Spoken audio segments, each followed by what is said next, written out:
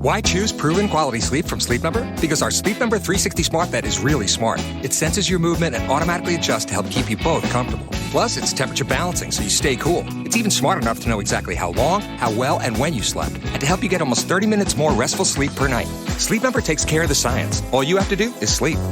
Save $1,000 on the Sleep Number 360 Special Edition Smart Bed Queen now only $19.99, plus free premium home delivery when you add a base. Ends Monday. To learn more, go to sleepnumber.com.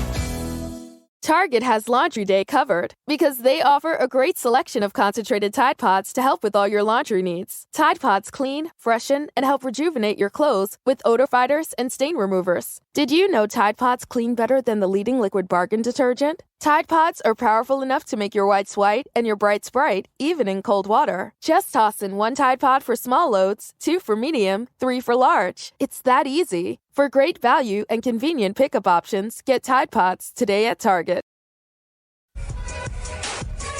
From that carnival ride up, I think was in Traverse City, that looked like it was it's full of people, and it looked like it was going to tip over, and everybody rushed to help balance the thing.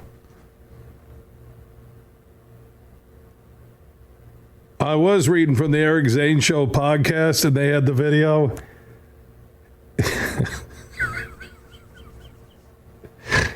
And his quote was, "Poverty carny ride at Michigan Hillbilly Convention goes bonkers. Dirt people rush to help."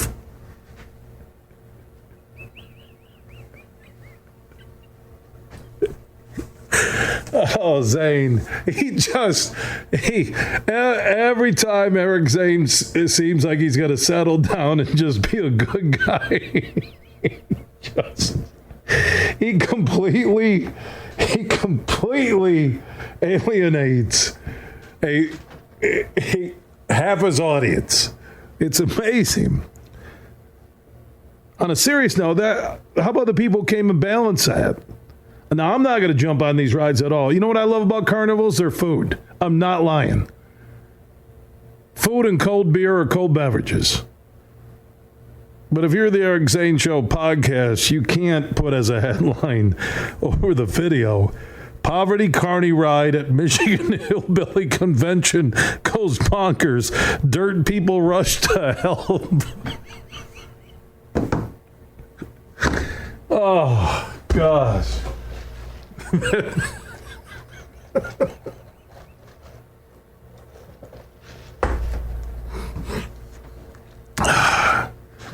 I'm not going to stereotype carnies, okay? I'm not going to do that. I applaud the people who just all rush there to balance it, to stop the damn ride and let the people get off before there was tragedy. And the reason we can laugh is that there was no tragedy. And I think Eric should retract his paragraph above the video. "Poverty carny ride at Michigan Hillbilly Convention goes bonkers. Dirt people rush to help."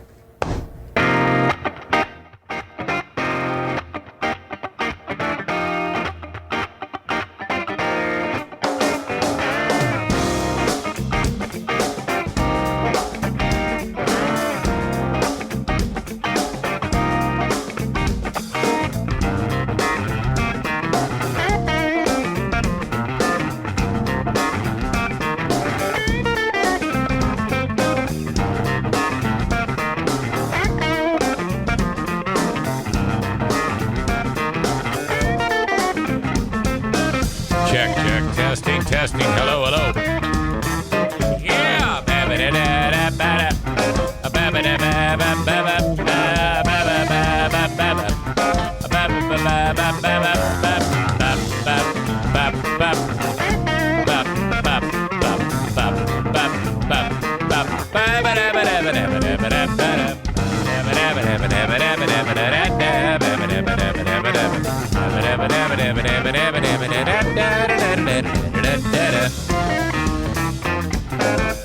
Damn it,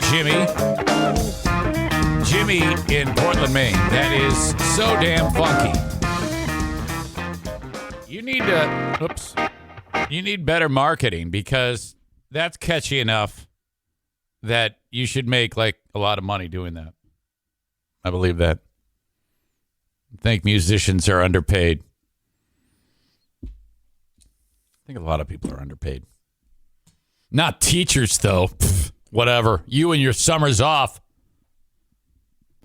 Welcome in to the Eric Zane Show podcast. This is a daily show where I discuss news, nonsense, and my personal adventures each and every day of the work week. All right, it is June 3rd, 2022. Tomorrow is 3.5-year anniversary since I got fired from BBL, the world famous Cumulus Broadcasting, or Cumulus Media, here in beautiful Grand Rapids, Michigan. I licked my wounds on January 5th. And then Sunday, January 6th, I did a podcast from this very spot. That means Monday is the official 3.5-year milestone of doing this online audio video Ponzi scheme. Thank you for contributing to it for as long as you have. It is much appreciated. Okay. Got a lot of fun things to talk about today. Well, some fun, some not so fun. Some of the things I talk about. It's downright horrible, but it's still something that needs to be talked about today. And I welcome you here. So now I am in clean the house mode. What do you mean by that? Well, when my sweet Diana leaves me, she's left. She's gone. Yeah, what's that song? Hall & Oates, She's Gone, or something like that. I play it on Big 101.3. She is, oh, God. She is just a glutton for punishment. She is supervising a bunch of 8th graders on a trip across the country. It's the 8th grade trip, and I don't know why she does this. As Julius used to say, the juice is not worth the squeeze. It's just because she's just a sweetheart. She can't let these people down. She's on the East Coast trip. Hello. Hey, you're on a bus full of kids right now, right? I am. Okay. Are you, is everything okay? Are the kids behaving on the bus? So far, but, we're only, 3 hours in, so things could change quickly. What's the first stop?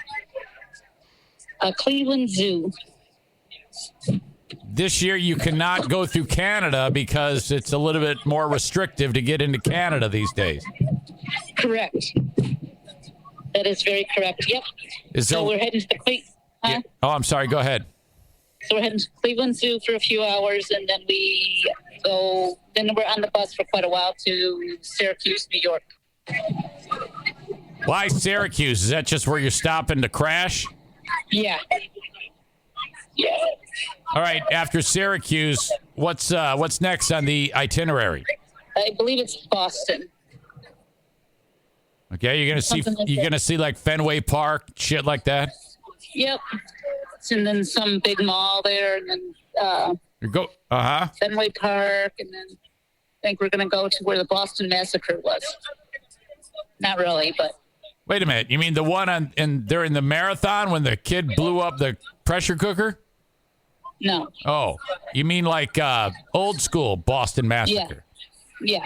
I didn't realize that was a fun, enjoyable experience. I wonder what they do at the Boston Massacre site. I think, this is it's supposed to be a history lesson involved, so I'm not sure.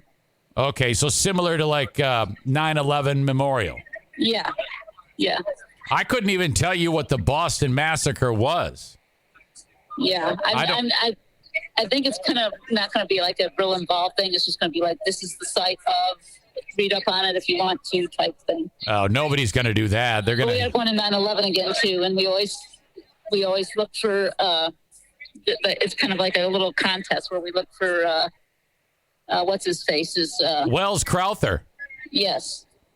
That's an unbelievable champion name, that Wells Crowther. I love him. Yes, I love him forever. And we'll also show the man in the red bandana before we go. My God, what a. So if no one has seen that, they need to watch that. Oh, you are not kidding. That will change your life right there. That will, that will rock you to your core. You don't watch Man in the Red Bandana until you're like ready to go to bed because the makeup's going to be running down your face. Guys are going to be blubbering. It's intense. It really is. Remember a few years ago when I came home from this trip and I said, you have to watch this, and you could not believe it. Yep, I did. I'm a big fan of Wells Crowther, and his father's passed away now. His mom's still around, but yeah. It's awesome. So then we hit New York City, and then we go to Top of the Rock, and then we go to all the typical stuff. Yeah, Gettysburg, and. You remember when Jim? Now is Fales there? Is he on the bus with you? He is, but he's on a different bus. He's the one who let Jim buy the Hitler Youth dagger. And he still talks about that. Well, there's so many things that come to mind. First of all, it's been a day and an age where there's no zero tolerance for kids with weapons. Right. And he goes, yeah, buy this Hitler Youth dagger. And why in the world would they sell a Hitler Youth dagger at a spot that is Gettysburg? That doesn't line up historically. Yeah. So many questions with that. He got annoyed with me because I kept bringing it up to him, and he goes, all right, move on. He just brought it up at our meeting a couple months ago, and he goes, oh, yeah, yeah, I know. Yep, he talked about it on the radio, too. I know. Wait a minute. Who brought it up at the meeting? Fales. He brought it up, and then he answered himself? Well, no, I think actually Nell brought it up. Did you bring it up about the sword? Oh. Yeah, I think Nell did. Jesus. Yeah. And then, so it's something with every kid. I don't think Maddie had an issue, but then you remember the story of Jackie when she went on this trip? Her and Emily Crombeen decided to give their luggage to like the bellhop, which they were told not to do.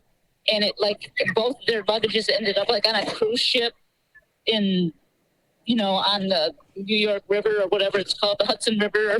I do not recall this. That doesn't surprise me though. They're like, why did you give me? I don't know. They just said, I'll take it for you. So we said, okay. So they gave them their luggage and now they had to go on it down. Dumbass. Okay, so now on this bus, do you have like are there 40, 50 kids on the bus? Yeah. Okay, so I'm sorry. Yeah, but see, our bus is going to be the best behaved because the chaperone is the principal. Our chaperones is the principal. So, I think our bus will be the best behaved because he's on it. Okay, now when you get on the bus, are you sizing up there's probably a couple kids that are suspected of terrible behavior at some point, right? Correct. Okay, so you got an extra eye on those little fuckers. Yes, and they know their consequences. If they do anything out of line, then they get what we call Hershey time. Hershey time? That sounds sexy. When we go to Philadelphia and we go to Hershey Park, if they have Hershey time, however minutes of Hershey time they have accrued, they have to sit out that long. Sit on a bench for that long before they can go do anything in Hershey Park. Oh, wow. Hey, I was thinking Hershey time, that we could incorporate Hershey time in the bedroom. Yeah, okay. That sounds pretty disgusting because that could involve something gross. Hershey time is my new favorite term. Yeah, now you can use that. All right. Well, all right. So everybody's doing well. We'll check in as you go across. We've already made our first potty stop, and now we're about 2 hours from Cleveland Zoo. We're somewhere. Yeah. Let's look at. I don't know where we are. Probably right now. On 75 somewhere, but. Yeah. You probably made it. Well, let's see. What time did you actually embark? 5 a.m. Yep. Yeah, you're probably past Toledo. Yeah. In all your years of doing this, has there been any? Don't say names. Has there been any student who just was a total asshole from beginning to end? Yeah, pretty much. Yeah, we've had a couple of those. That's happened, and you're like, "What is wrong with you?" You know? Yeah. And it's like, why did you even bother to come on this trip? Right. You are a yeah. Uh-huh. Yeah, I think that person accrued 2 hours of Hershey time. Oh my God, Hershey time. Say it ain't so. Okay. Well, all right. Thank you for your time today. Okay, well, you have fun. Well, okay, make sure you get all your chores done. Yeah, I'm gonna clean. That laundry room's a disaster. And the fridge needs to be done.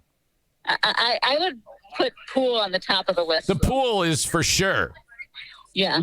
Oh yeah, I am using my time wisely. I can promise you that these things are going to be done. Now, I understand that the guy who works on the basement, Kyle, he is in the absolute doghouse right now, right? He pretty much is, yeah. You counted on him to get here, and he's kind of leaving you in the lurch. What's going on there? Are we going to have to fire this guy? I don't know. All I know is I think he's going to be here, and then all of a sudden he's not there. All right, so he's not reliable. Like, well, where is he? He's not reliable. You need someone else to do this. Hey, I had nothing to do with it for a change. I'm glad he's in trouble and not me. Yeah. But okay, don't forget to call the mulch people too and tell them to dump off our mulch because we've already paid for it. Oh, that's that Matt Hubbard dickhead. Yeah, call that dickhead and say, hey, we need our mulch now. We paid you. Yeah, all right. Thank you. All right, sounds good. Okay, I love you. Okay, I love you too. I'll talk to you later. Okay, I miss you. Okay, I miss you too. Okay, bye. Bye. Bye. Queen of the Forest. Yeah, Matt Hubbard, best bark and stone. This cock. I've been buying shit from him for years. And I go, you should mark it on the podcast. I can't, man. Why? I just can't.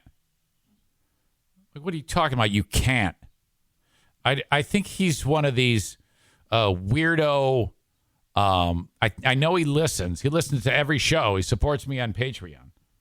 But he's like, it's because maybe I use poo-poo caca words.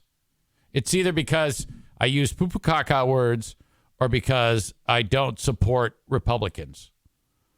Has made it so his vision is clouded and he cannot market his company on my show. And it's like, well, you're stupid.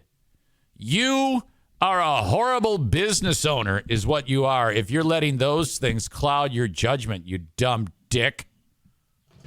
So anyway, this is what I want you to do. If you need to buy mulch, call this jerk at Best Bark and Stone and say, yeah, you should, I'll buy your stupid mulch, but you should also spend some money on the Eric Zane Show podcast. Why are you such a twat? I feel like I've earned that. Like I can actually call you out for those things. Because you are. What the hell was I going to talk about? Oh, God. Another personal story going on here at the household. Yesterday, it's time for the NFK to take the shower. As you know, I'm his caregiver. And so, by the way, thank God for him because I'm walking down the steps. He goes, hey, shit, fuck. Don't we have to go get some blood drawn today? And I'm like, oh, fuck, I forgot about that. Thank you for reminding me. Yes, you have a physical next week. So we need to go because I got to take a look at the blood, look at your cholesterol, all that shit. So off we go. Before that, though, I'm like, hey, let's jump in the shower. Well, not both of us, but him. And then, so he's standing in front of me, naked as a jaybird. And I realize that I have left the things I need to wash him in the damn camper, which is no longer in my driveway. And I'm like, oh, fuck. Now, if I can use a different shampoo, that's no big deal. And I can use a bar of soap as opposed to the body wash.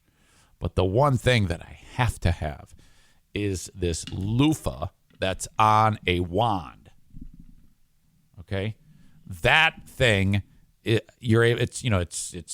can really get into all the good nooks and crannies. Jesse says, guess you're using your hand. You are correct. I am. And I did, because I got nothing. So I'm like, well, I got to wash this guy's balls and ass crack. So now I did have gloves on, but boy, he has a very squishy sack, by the way. And I know you're eating breakfast, but that's exactly what you do. I go, hey, Kevy, I don't have. So you're going to get a finger in your ass. Here it comes. Not in his ass, but in his cheeks. So you got to clean him, man. You don't want to have any smeg or anything. Suggestion, I should have used tongs and a washcloth. I did use a washcloth, but I had to still get in there with my hand. That's love. That is what you do. On my list of things to do today, get a new loofah on a stick. But he's clean now. No one needs to hear about his sack. Well, look, hey, I have made a living, telling the truth, and that's just the way it goes.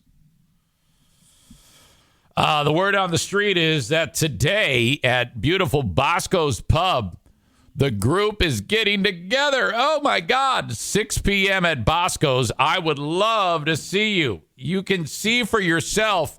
It's going to get real quiet when all the food's delivered because everyone's going to be like, rawr, rawr, and I'm right there with you. So Luigi Burger, you got to try a Luigi. You haven't lived, you've had a unbelievably big hamburger with mozzarella sticks, marinara, and pepperoni. Holy shit. It's a walking heart attack. But I'm excited. I am excited today for that. I'm just so looking forward to that. As you know, this show happens in the Baldwin Ace Hardware Fear Bunker studio. That's very, very important to note. Studio sponsorship, Baldwin Ace Hardware, a beacon of DIY awesomeness in the Northland of Michigan. If you ever want to say hello, please send me an email. That's like the best way to correspond with me. Eric at ericzaneshow.com. The email is sponsored by Shoreliners Striping, a bunch of American Hockey League referees and linesmen, and East Coast League linesmen and referees who own this. Tim Mayer is the man behind it, and I think there might be someone else too. I forget. Anyway, that's who you call to sweep the parking lot, stripe the parking lot, stripe the athletic field, stripe the inside of the workplace. All there, shorelinerstriping.com. Now, if you are watching this show live on Facebook, Twitter, and YouTube, it's time for you to leave. But all you need to know is that you can get more of the show as it happens live. Right now, if you go to twitch.tv/Eric Zane Live, they stay with me for the whole show, so it's worth it. If you go to twitch.tv/Eric Zane Live and hit follow, you'll get a notification. That way you don't get anything interrupted. You can skip the Facebook, the YouTube, and the Twitter and go right to Twitch every time, and trying to get as many people as possible on Twitch. While you're there, subscribe. That's a step above following. If you're subscribed, you get the show without any commercial interruption during the show. Everybody gets an ad at the start of it. That's what Amazon did. Yeah, Amazon owns Twitch, and they're making their money. But if you want to get the show without any commercial interruption, you got to subscribe, and you can do it for free on your desktop or laptop by clicking the subscribe free with Twitch Prime button. You'll link up your Amazon Prime account. If not, if you choose, it's $5 a month. If not, it's 100% free if you can sit through the ads. Otherwise, download the audio podcast wherever you download podcasts. Just search Eric Zane Show Podcast on any platform that you want. And there it is. Download to your heart content. Please subscribe to those too.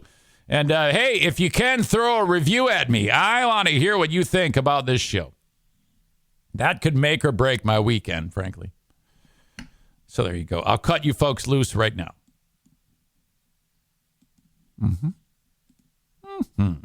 It's just us on Twitch. Thank you for being here. Twitch and Facebook brought to you by Irvine's Auto Repair, Grand Rapids Hybrid, and EV. My Twitter feed brought to you by Blue Frost IT. YouTube brought to you by Frank Fuss, My Policy Shop Insurance. Gas in my neck of the woods hit $4.99 yesterday. Nearly halfway to my $10 goal, as I indicated. I am pushing for $10 a gallon. That is the only way we get out of this. You're like, what are you talking about? I'm talking about demand. We need to shut off what we're willing to buy. Stay with me here.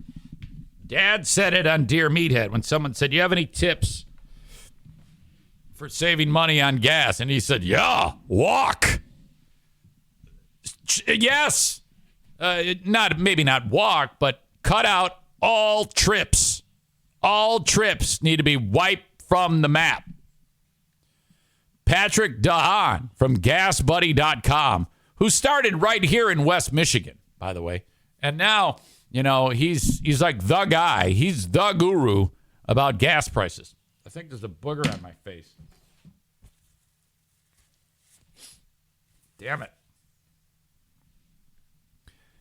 He says that he does not think that Americans are to a point now where they're ready to shut it down. The demand is still high. It doesn't, though where I live, it's $4.99 a gallon and in some places much higher. Doesn't feel like people are ready to throw in the towel. It would probably have to get to about maybe $5.50, perhaps $6 a gallon for people who want to travel to say, all right, fuck it. He's right, at least for me personally. I plan on going up north before too long. True. What was? I mean, I don't remember what the hell it was a gallon. I'm just gonna say $2 a gallon for the 55 gallons it costs to fuel to fill up the damn RV. That's $110 to fill it up. You see what I mean? We are to a point now where $110 to fill up the tank is an absolute vacation. That's awesome. Back when it was $2 a gallon, though, I thought, oh my God, it's $110 to fill this up. I would kill for that right now. Right now at $4.99, it's $274.45 to fill up. So that means each trip, the cost of each trip is gone up $164.45. So if I traveled once a month with the camper, I'm paying in that amount additionally, $164.45. That isn't enough, though, to make me not go. I would just come up with the money some other way. Don't buy this. Don't buy that. Not the end of the world. It just looks shocking to see $4.99 a gallon, and I agree. But I kind of like it. Because if it's $10 a gallon, that's $550. I had to do the math on that, believe it or not. That's ridiculous. $550 to fill up my tank. Now that means if it's $550 minus $110, I again had to do the calculator. I couldn't just do it in my head. That's an additional $440 a month to travel up north. Okay, now that it's not going to hit $10 a gallon where I live. At least I don't think. We're getting to the point, though, where eventually Americans are going to say, I'm just not going to travel. And when we shut that down, then we will start to see some turnaround. So, all of this being cooped up inside, we haven't been able to do anything for the longest time because basically 2.5 years ago, the whole pandemic started. And now people are like, fuck it, I'm going out. I don't give a shit about gas prices. I am doing my thing, and good for you. Don't worry. This is all temporary. I believe that. We'll get through this. The price of a gallon of gas in Death Valley, I had talked about this earlier in the week. I said, oh, yeah, I keep seeing images of $7 a gallon somewhere in the U.S., but that's not true. That's not true. No, it is true. It is true. There are places in the United States where it is that expensive and even more. There's a place that is the hottest spot on the globe. Well, Death Valley is the hottest spot on the globe. Regularly, it's 130 degrees in Death Valley. I think the highest recorded temperature ever on the planet was here in Death Valley, California, at 137 degrees one time in like the 1920s. But they regularly hit 130 degrees there, and now we're into the summer months. So that's a regular thing. Well, it's tough to get gas to this particular gas station in Furnace Creek, California. And the Furnace Creek gas station, right now, for a gallon of diesel is $9.35. Wow. Mid-grade gas is $9.08. 87 octane regular gas, $8.84. Furnace Creek. This is an area of the country where it is not easy to get anywhere. And God help you if you break down. First of all, there are lots of breakdowns on the road for cars and semis. Because when you're traveling and it's 130 degrees in the air, and then on the road surface, you got where the tires are getting chewed up, you got to figure it's considerably warmer at the road surface level. So that just ruins cars. And so on the regular, you will see breakdowns.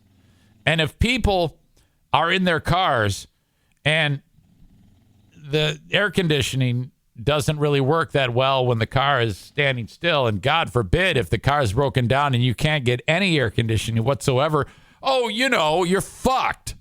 You're just going to cook. Oh, my God.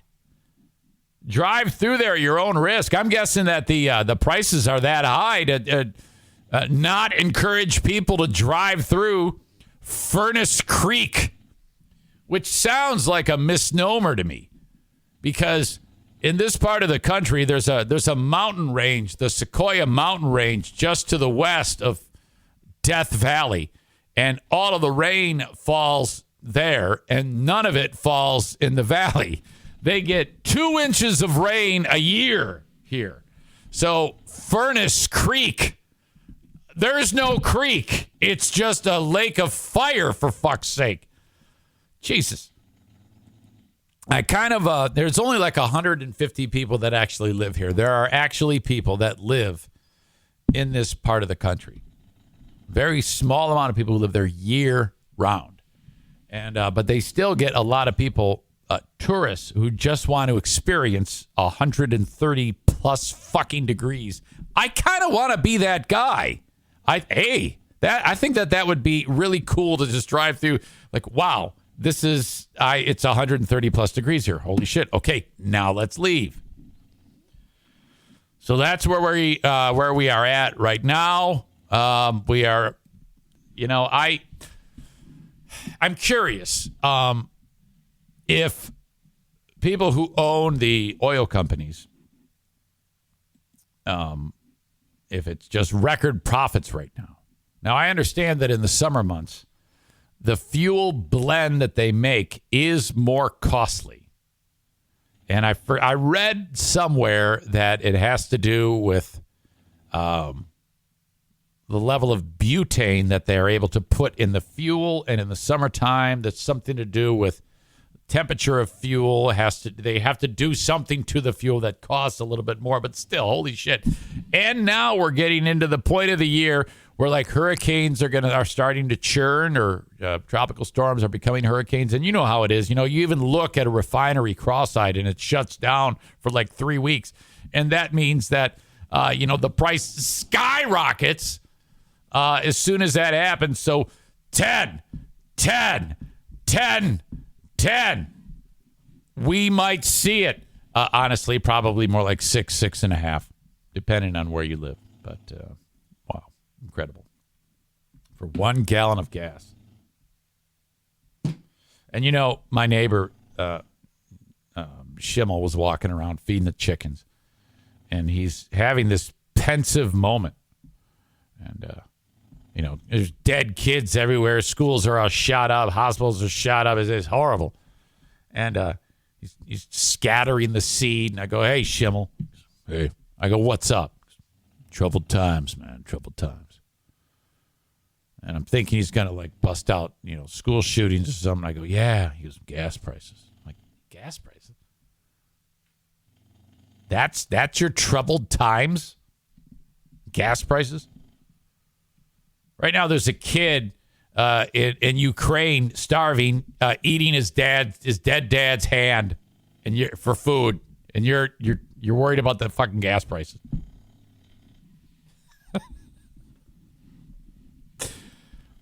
Some of that might be embellished. If any one of the Schimmel kids are listening, do not tell your dad that. All right. Holy shit. The Ben and Eric Patreon podcast yesterday. Oh my fuck. Was this ridiculous? It kind of was. This was always my favorite thing that ever happened on the radio, and it is still my favorite thing that happens on the podcast. Organic humor. Something funny happens, which continues to snowball and get more intensely funny as time passes. And it wasn't anything planned. If you were there, you know what I mean. It has to do with Saul, blind Saul. Saul was having some technical issues, and he's got this device that we figured out. Well, it talks. It's his robot voice. And so if anybody says anything on the chat during the live stream, during the Zoom, his robot would recite it. And it didn't take long before we all figured that out and started to use that for evil. And it's just ridiculous. And I cannot wait for you to check it out because it kept everyone was upping their game, saying crazy shit for Saul's robot to utter out. And so you need to hear it, and it's available on my Patreon. Holy shit, was that funny. The president spoke yesterday, and he is begging lawmakers to change the law. Okay, now for starters, he wants to bring back the assault weapons ban. Now, I'm curious about that. I would like to see statistics that indicate that, and it might be, I don't know. I haven't taken the time to look at it. I need statistics to back up, data to back up, that when the assault weapons ban was in place, was there a dramatic drop in crime, in mass shootings, like the ones that have been killing kids and doctors and shit, and grocery workers and grocery customers and on and on and on. And did it go up dramatically when it expired? That's what I want to know. He is he's very emotional. For God's sake, he's emotional when he's dropping. For God's sake, do something. He visited Uvalde, Texas, and the people were chanting, do something, do something. And he heard them, and so that became his, for God's sake, do something. Now, again, I'm not saying we don't. I'm not saying we do. I think ultimately it probably would be prudent to make it more difficult for 18-year-old assholes to get any type of weaponry, frankly. I think that there needs to be something more in place, but you got to do this right. And my point all along from the very beginning was all of that shit is going to take an eternity. That doesn't help anyone who's in school on June 3rd, 2022. So this needs to be a multi-pronged defensive maneuver that like you are in wartime. And I think that we need to act on a local level if you want to have some type of defense set up in the first place. But absolutely something needs to be talked about and done. I do believe that. But even if you said, okay, right now, every gun in America is illegal. No one is going to adhere to that. People will just, you know how it is with these guys. Come and take it. They're going to put on their come and take it gear. And that, everybody's just going to hang on to their weapons. That isn't going to change anything. There's a lot of great people who have weaponry, and I don't worry about them. I worry about the asshole who, when he wants to go kill people, he just goes and buys a gun. And that happened in Uvalde, and it has happened in Oklahoma, Tulsa, Oklahoma. Have you read up? I know you're like, oh man, I am sick of these gunman stories. I just can't take this one. Well, this one's getting, no one's really talking about it, but I'm talking about it. This maniac, okay, in Tulsa, it was, he had like back surgery. And, okay, so he has just I don't know the specifics of the surgery. And I'm struggling to get to the key points of the story here. Sorry. He, after like a couple days after the surgery, he was discharged from the hospital. All right. And then after being discharged, he called up the doc and said, hey, it still hurts. The bad guy carried a letter that said he was targeting the doctor. The letter made it clear that he came in with the intent to kill Dr. Phillips and anyone who got in his way. The patient said that Phillips performed the surgery on May 19th. Bad guy was released from the hospital on May 24. He said, and then the bad guy called the doctor's office several times over several days, reporting he was still, hey, it still hurts. And then he went back to the doctor for additional treatment. Bad guy called the office again Wednesday, saying, it still hurts.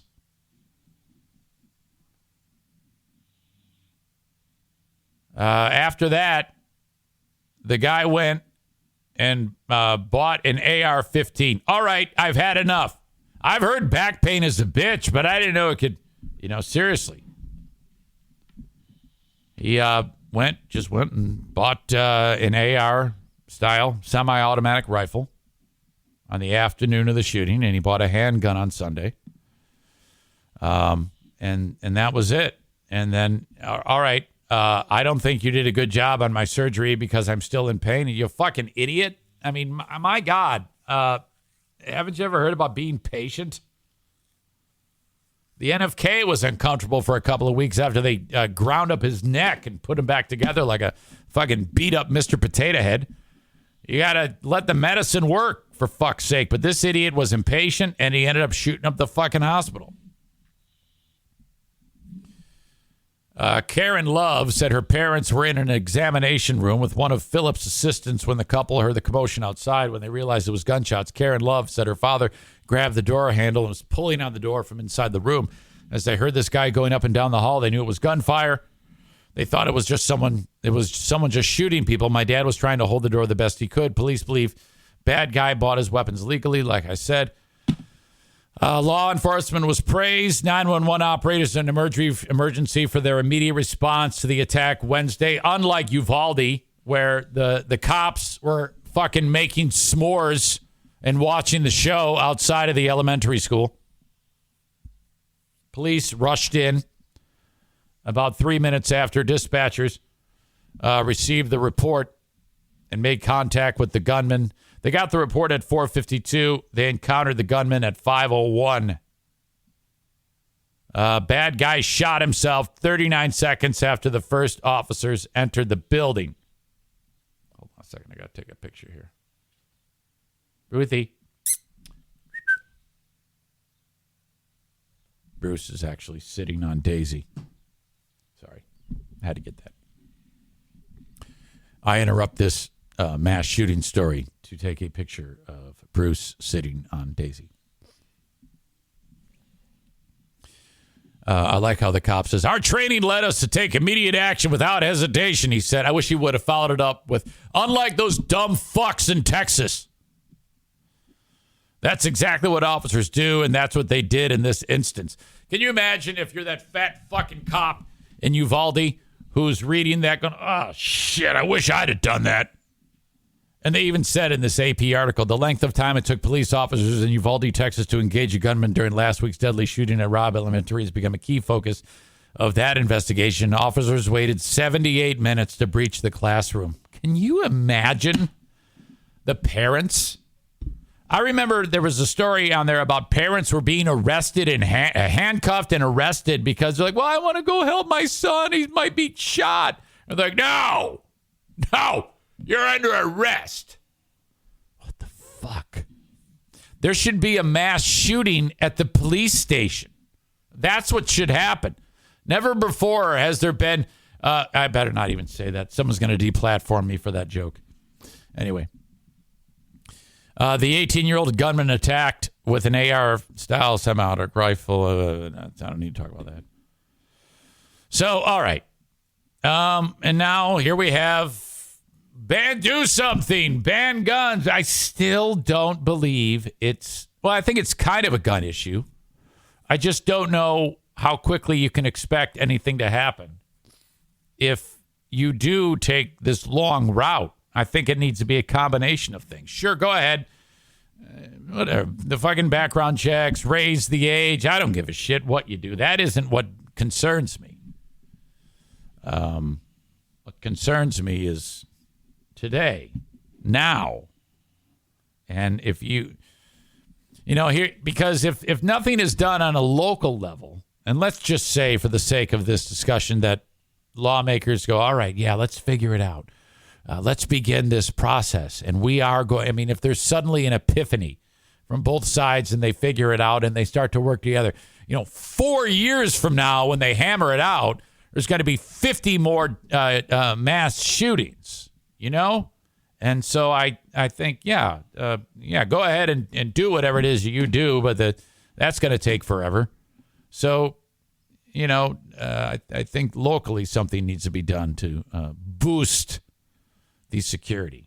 This is an absolute dire thing. It needs to be, I think we need to press this as a society and as a culture. It can't just be, well, someone's got to help us. Let's go help ourselves. I mean, come on now.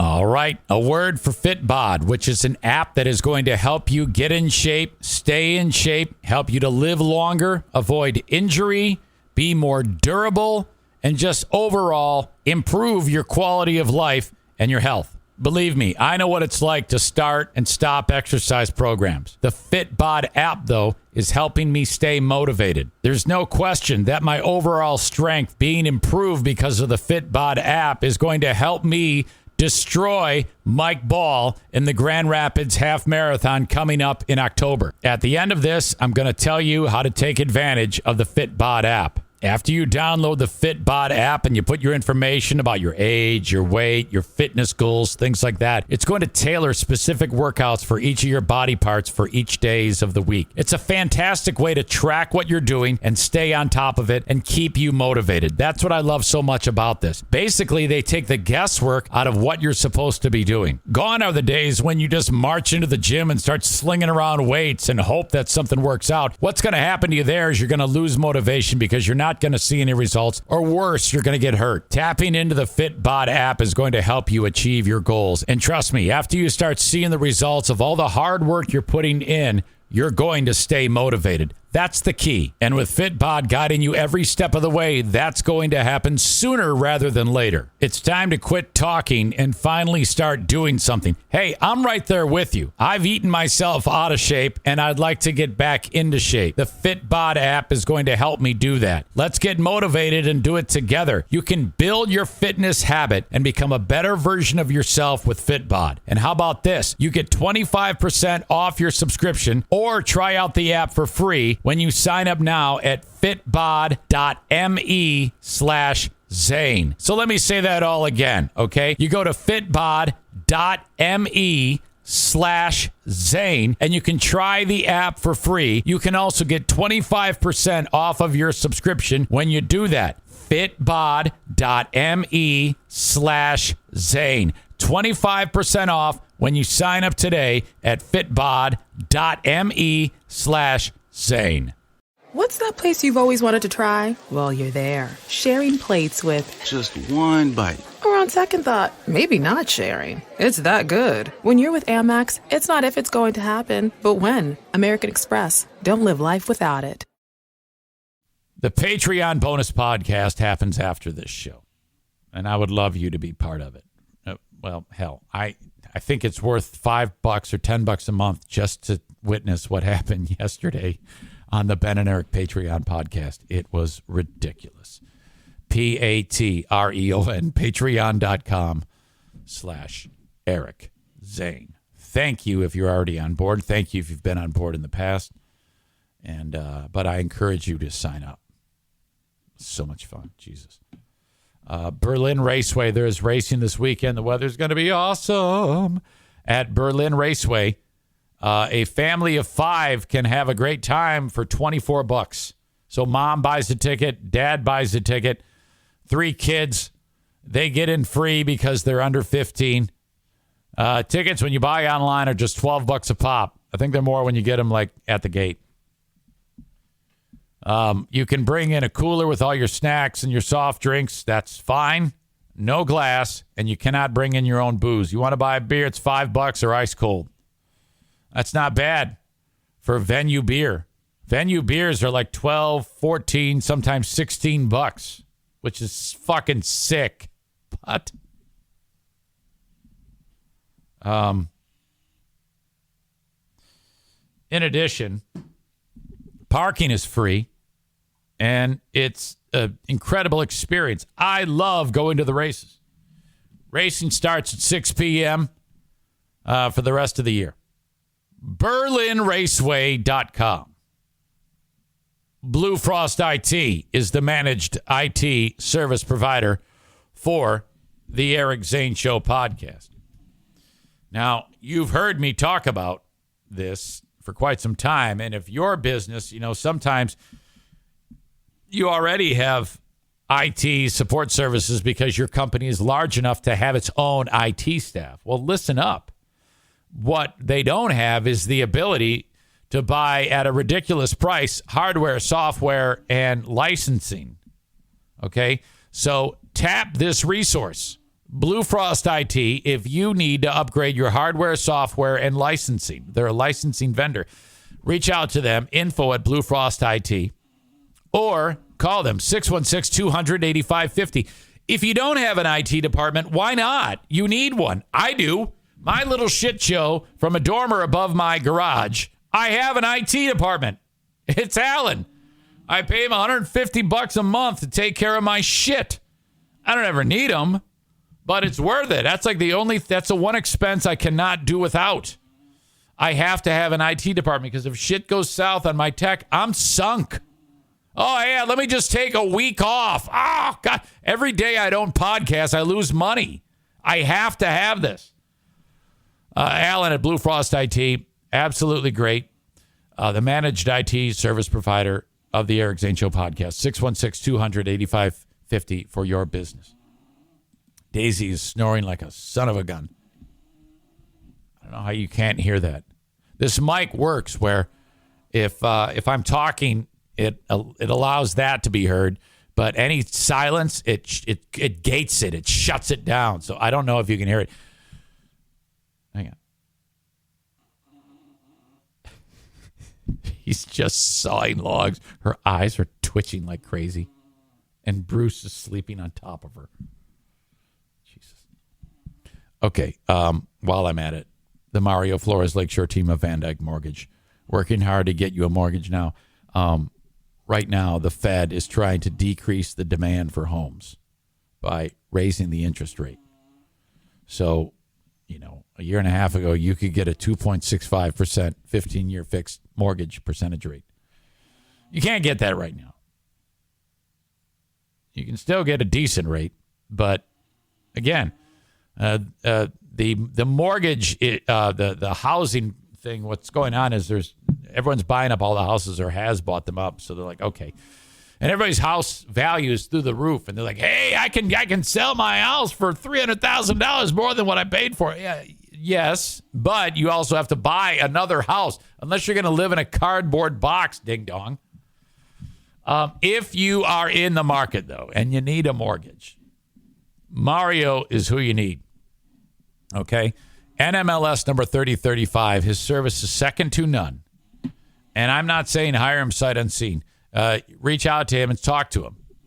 Have him set you up, what he's going to do for you, and compare him to any other person in the area who does mortgages.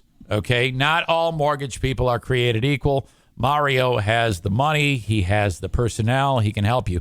Reach out. 231-332-6505. The Mario Flores Lakeshore team of Van Dyke Mortgage. This will work for any state in the listening audience with the exception of Maine, South Carolina, Hawaii, and Alaska. Okay, I need to take a quick break because I got to go turn on the fan because I think the Hallelujahs might be able to hear me, and that's not good. And I just want to. I just want to do that. I just need a break. But there's more coming up. Don't go anywhere, okay? Enjoy Jimmy Stinson. As you all know the words to this instrumental song, sing it. Hey!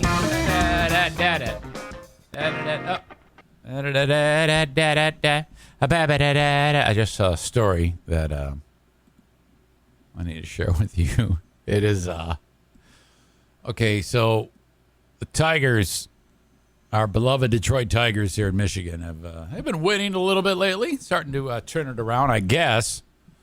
They did well in a series against the Minnesota Twins, who lead the division. And that isn't what this is about, though. I think the guy's name is Nestor Cortez, the Twins pitcher. And the announcer for the game is a guy named Jim Kaat.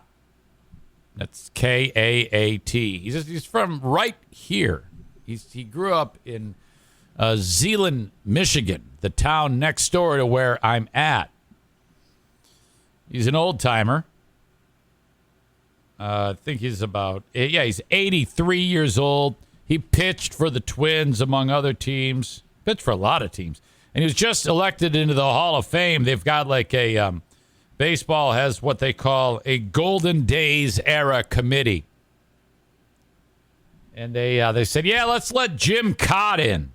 And it stands up. I mean, he's got a solid enough earned run average, 3.45. Not incredible, but, old school. 283 wins, 237 losses, 2,461 strikeouts. Played from 1959 to 1983. 25-year career. As old people do, though, I mean, listen to this. This is a pretty good track record. Three-time All-Star, World Series champ in 82, 16-time Gold Glove Award, led the league in wins in 1966, Minnesota Twins Hall of Fame. Okay, whatever. That has nothing to do. I'm just giving his background because he was very, very successful. I think there's a short circuit on language. Old guys say dumb shit all the time. And now he's in trouble because of a comment that he made the other day during the Tigers game. He referred to the pitcher, his own pitcher, as something. That favorite pitcher being... Okay, hang on. That's not enough volume. There we go. So the pitcher is what he's talking about. That favorite pitcher being kind of like Devin Smeltzer, Nestor the Molester, Nestor Cortez. Man, he is fun to watch. One more time. That favorite pitcher being kind of like Devin Smeltzer, Nestor the Molester, Nestor Cortez. Man, he is fun to watch. This apparently is a bit of an issue. Obviously, this man did not mean anything by that. Unless maybe Nestor Cortez is into raping kids. I'm not sure. But Yahoo Sports writes, broadcaster Jim Cott uses offensive nickname for Yankees Nestor Cortez during game. Now, what the headline doesn't say is he's also 83 years old and old fucks say shit like this.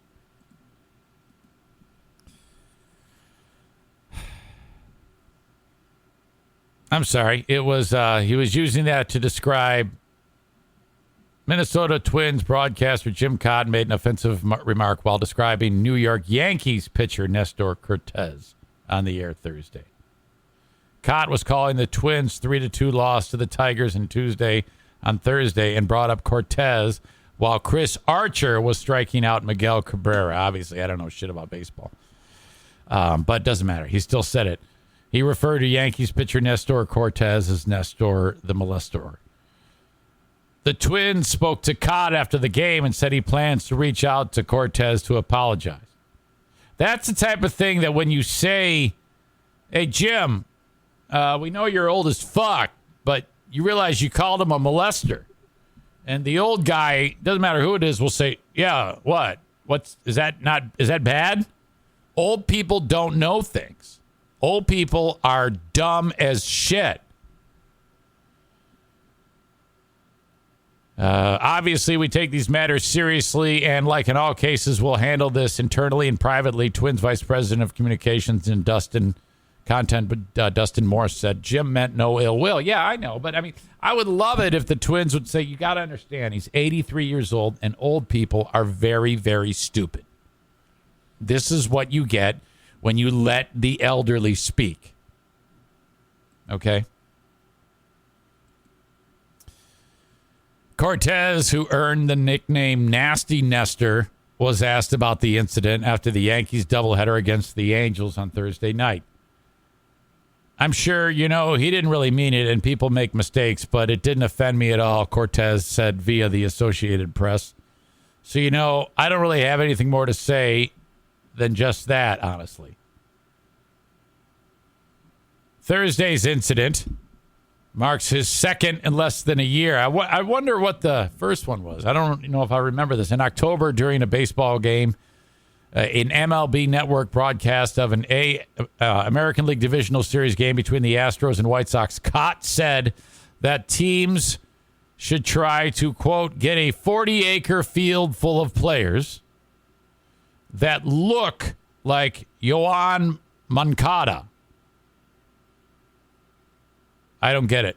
That comment, of course, references the 40 acres of land and a mule that the United States government promised and largely failed to deliver to slaves after they were freed following the Civil War.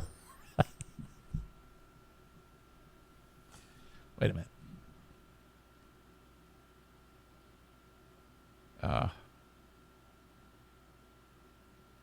A 40-acre field full of players. All right. I guess. Cott apologized later during that game, saying he used a poor choice of words that resulted in an insensitive and hurtful remark. All right. I don't know about that. I don't know about any of this. Every bit of this is fine. This person writes, stop taking stuff out of context. I really doubt the way that this is being presented is how Cott meant it to sound. People need to stop judging others that are of no consequence. Do you remember last year during the baseball season when they were talking about what's the name of the guy, the Japanese player who he hits like 900-foot home runs and he throws his fastballs like 140 miles an hour. He's like 6'11". Plays for the Angels. Shohei Ohtani. And Jack Morris. I think it was Jack Morris. Was it Jack Morris? How do you handle Shohei Ohtani? He goes, very, very carefully. Oh, very, very carefully. He used like an Asian accent. And then some people were like, oh, he was doing Mr. Magoo. No, he wasn't, you asshole. He was doing the way Japanese guys talk. If I'm Jack Morris, I'm like, no, I wasn't doing Mr. Magoo. That I was trying to sound like an Asian dude. Just own it, you know? Oh, yeah. That was my impression of an Asian person. Oh, very, very carefully. So what? Who gives a fuck? Are you telling me I can do an impression of a German dude or an Irish guy or a black guy, but I can't do an impression of an Asian? Maybe I can't do an impression of a black guy. Might get in trouble for that. I don't know about this on this platform. I might be able to get away with it. I hate that shit. Accents are funny. And if you don't think an accent is funny, and if you think that I can't do the accent of someone, I want you to die. I don't like you. I want you to leave me. I don't want any part of you. Stay away from me. Don't talk to me. I don't want to know you. Yeah, Jack Morris, I think, is he, Kyler would know, Kyler or Kuipers would know, he might have, I think he came back. I think they kind of quietly put him back into play. But Jim Cott referring to Nestor Cortez as a molester is fucking great. Yeah, we had a talk with Jim. That's what you have to say, I guess. All right. Okay, this is the story of a doctor who has fathered, at current count, 94 children. There's a Netflix based on real life drama it's like a docudrama called Our Father. It is the story of Dr. Donald Klein. And okay, off the top of my head, I think this is how this went, and then I'll go back and fill in the blanks. Some chick does a 23andMe DNA test, and she determines that all across the U.S., she has siblings. And she's like, what? Well, this thing's wrong. This can't be right. Turns out her father is this fertility doctor who was impregnating women who were trying to get pregnant. And I am not kidding you. Like, the women would come in, he'd put him in the stirrups, he'd say, okay, I've got answers for you. We're going to find a way to get you pregnant. And I'm not kidding. He would go into the other room, jizz into a petri dish, take a syringe, suck it up, and then, not with a needle, but the syringe, he would then stick it into the woman's womb and go, and then get the women pregnant. I am not even kidding. That's exactly what he would do. He would, all right, I'll be right back with the with my magic elixir.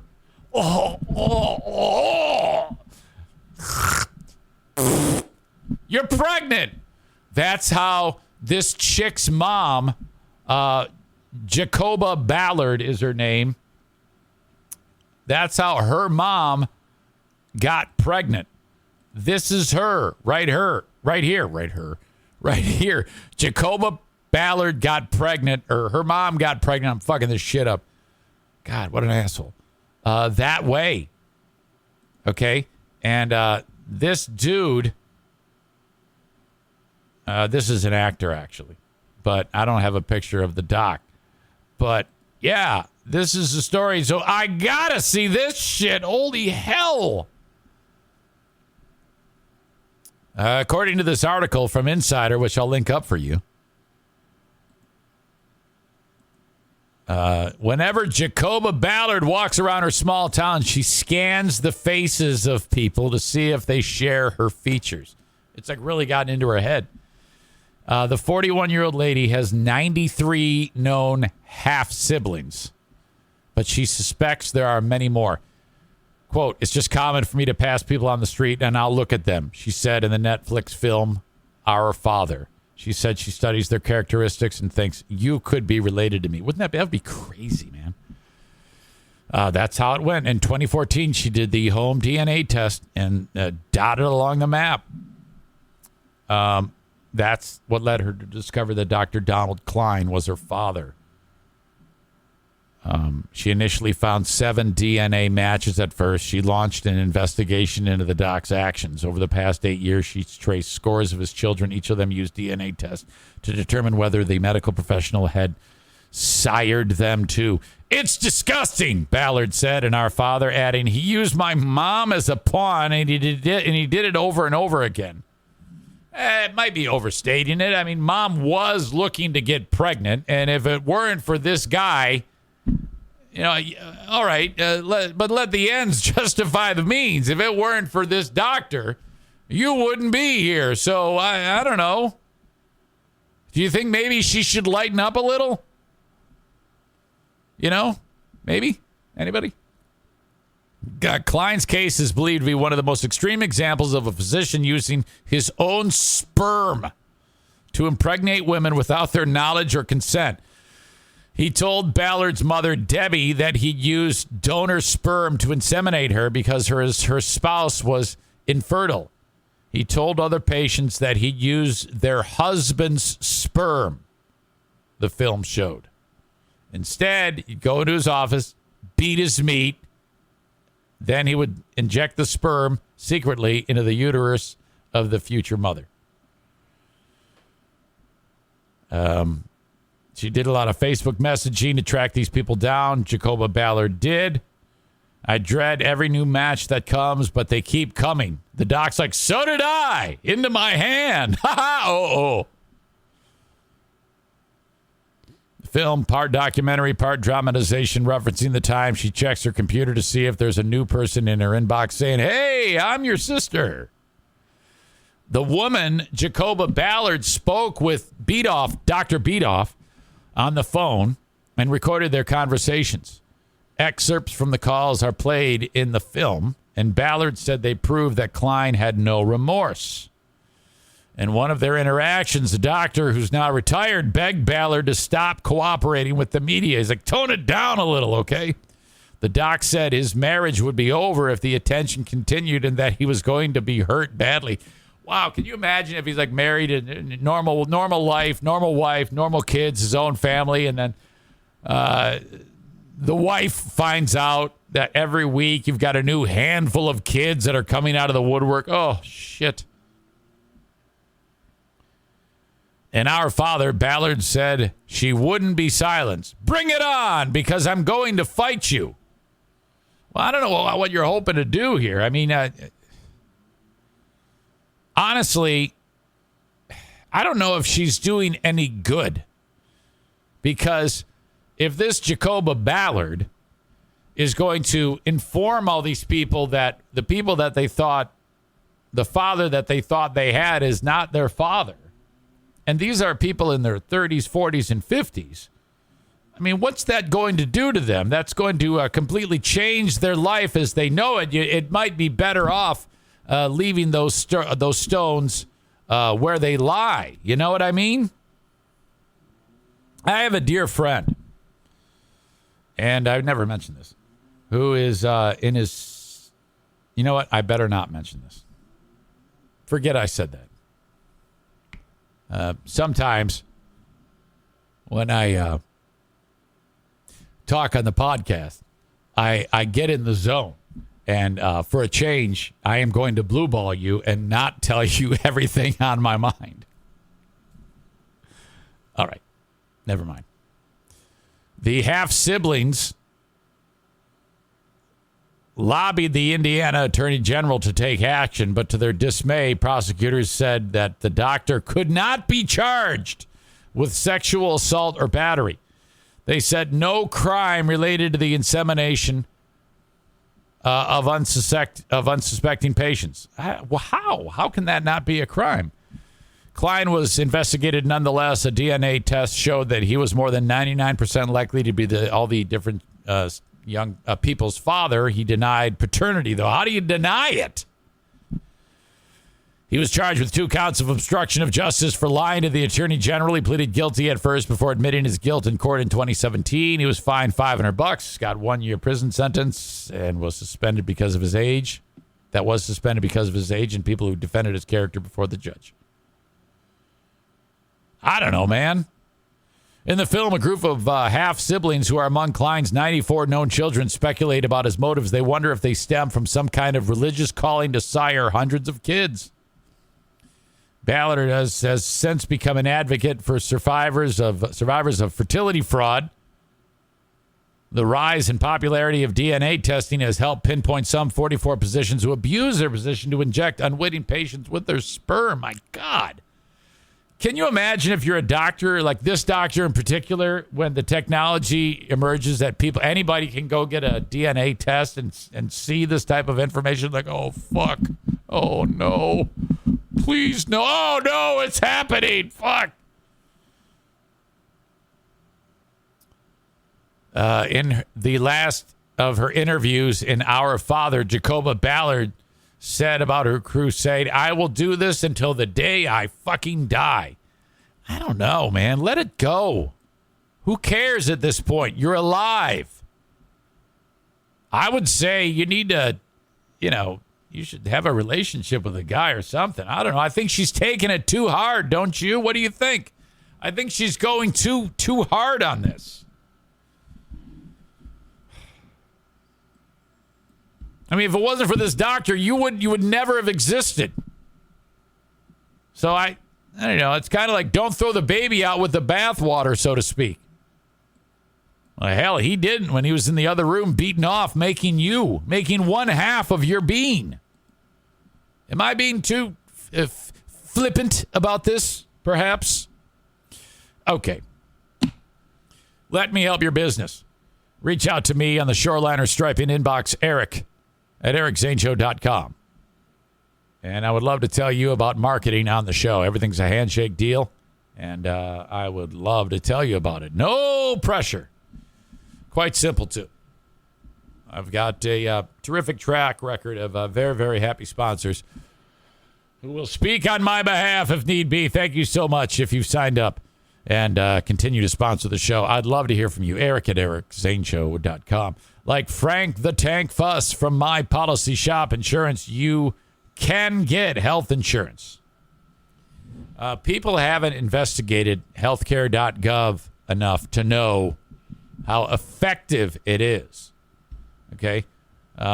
Much maligned program that I have been utilizing for 3.5 years, and I have nothing but rave reviews about it. That's how I have insured my family. In order to navigate this, though, it's best to have someone like Frank Fuss in your corner. So all you got to do is call him and put him on the case, and he'll do the rest. This costs you no money. He'll do everything. It might take you a 10-minute phone call answering some of his questions, and he's going to help you out. He is an absolute insurance guru. I'm not even kidding. It's time to get some health insurance for you and your family. If you don't have it, you're making a horrible, horrible mistake. Insure your family. 616-914-4070. This is ultra important for people who are self-employed or between jobs. You can get insurance. Good insurance. Probably the best insurance you're ever going to have. I am not even kidding about that. All right, we got a paintball war coming up in 23 days. Paintball war number 19, the summertime slaughter, with a subtitle, Rest in Peace, Devil Fart Mike.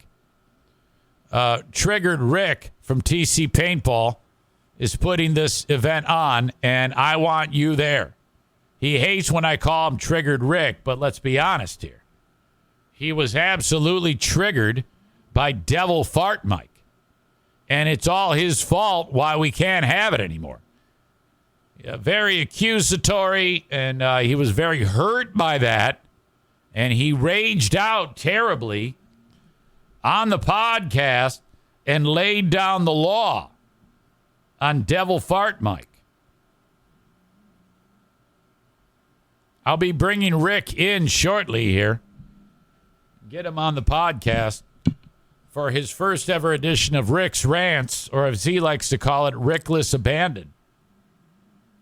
Yeah, you didn't know that was happening, but hey, welcome to the big time. It's time to step up, young man. Do you have what it takes to carry the load on that bit? So I know there's something stuck in your craw, Triggered Rick from TC Paintball. If you want to book an event, first of all, if it's a Saturday deal, you got to book it in advance. TCPaintballGR.com. Reach out to them. All the pertinent information on reaching out is on their website. Fully stocked pro shop. Book an event for the neighborhood kids, your bro friends, bachelor party, bachelorette party, team building for work. TCPaintballGR.com. Great, fun event. You're playing outdoors. Weather's going to be awesome. You've got the Village, which is like a live version of Call of Duty. You can play on that playing field, or the, airball field, when you're like hiding behind the inflatable bunkers. Get behind the Dorito. That's the only term I know. Okay.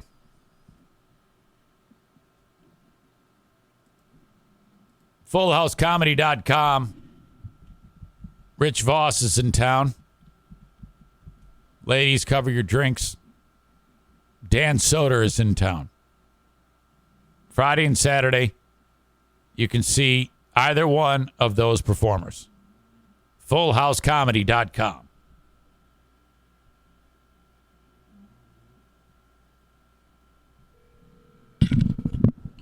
Let's get this pain in the ass in here.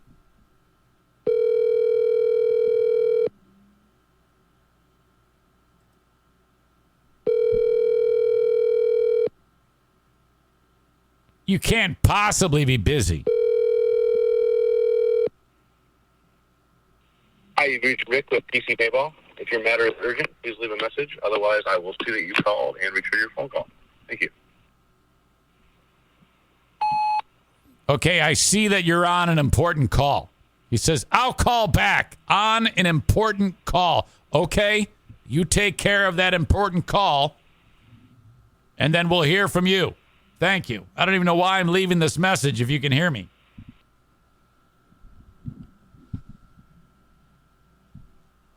All right, Rick.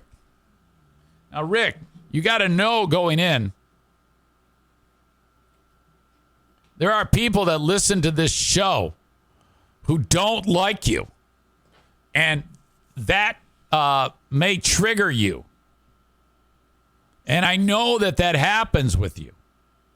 You know, if things don't go your way, you tend to throw yourself on the ground and whine and cry. Okay? So, just so you know, some people might turn on you because of your hot takes that you're going to make on the show.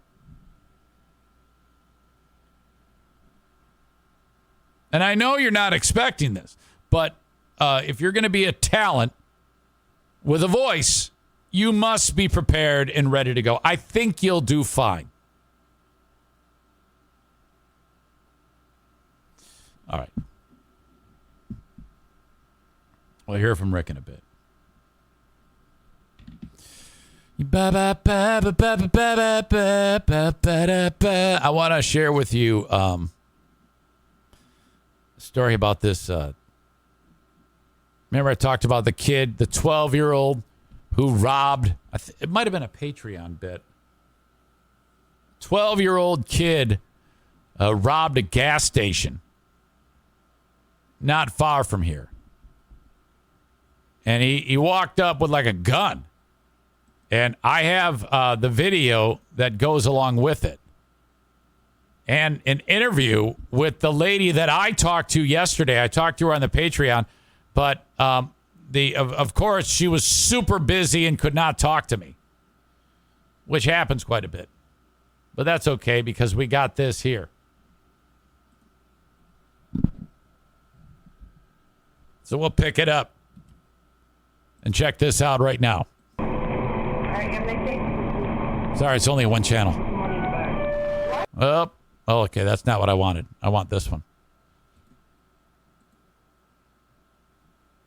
Skip ad. Surveillance video from a crime in Hartford showing a 12-year-old child rob a gas station clerk at gunpoint. We first told you about this yesterday at 6 o'clock. Tonight, we're talking to the woman who was behind the counter. News 8's Whitney Burney is in the newsroom right now with what we know. Whitney. Well, Sue, as you'll hear in the surveillance video, the clerk who asked to be identified only as Jessica was surprised at how... Jessica! Can you imagine if it was our Jessica? When that kid pulled the gun? Hey! The fuck you doing? Fuck you think you are? You think this is a fucking game, you pain in the ass fucking punk? You ain't ever gonna get any pussy if you're holding a gun on people.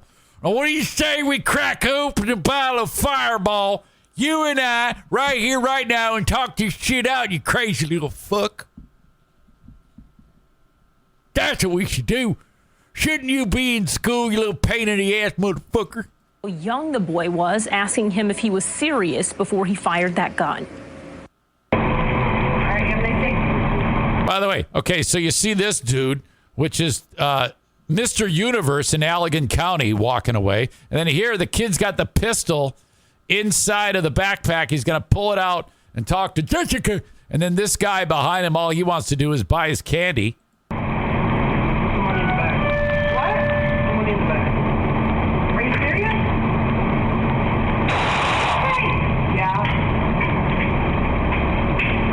Wow. Get off right here. Take it. No shit. I need to watch that again.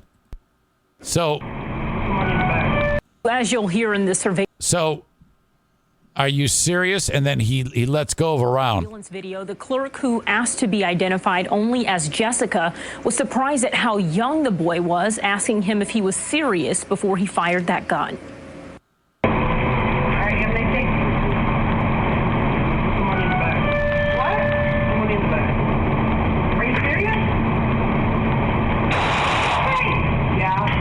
Yeah, I'm serious. Here, get off right here.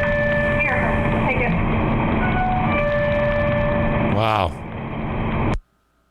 The woman called police and officers were able to arrest the 12-year-old soon after. They say the boy pried open a locked cabinet in his home to get the gun. It belonged to his guardian. Wow. The shot he fired left a hole in the ceiling of the gas station. We talked to the gas station clerk today who described the whole thing. Had you seen him before, this kid? Never I ain't seen shit, man. He's another little crazy little fuck around here. seen him before. What about the fact that he's 12 years old? I mean, that's so stunning. It is. It's the same age as my youngest. It's sad. I bet Jessica here is sad that she's hanging her fupa on the counter. Parents aren't doing their jobs. Did you think about not coming back to work today? Yeah. But why'd you work today? Why'd you work today? I don't know, because it's my job, asshole. What else you Gotta work. Yeah. That 12-year-old boy, who police are not naming, is a student at Hartford Middle School. He's currently in custody at the juvenile facility in Allegan County. In the newsroom, Whitney Burney, News 8. Holy shit. Can you believe this little fuck? My God.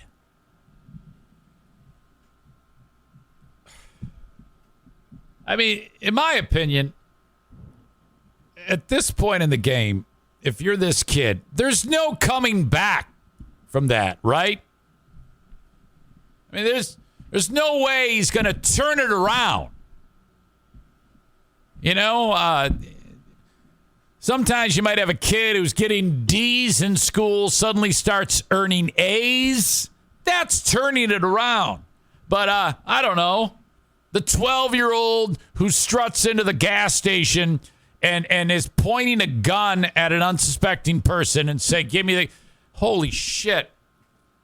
God, that would have been terrifying, this little fuck.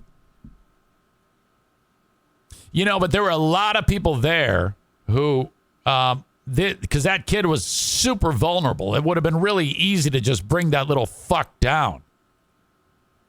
I would have been tempted to do that. I hate to say it. I have kind of like this urge to be like a superhero.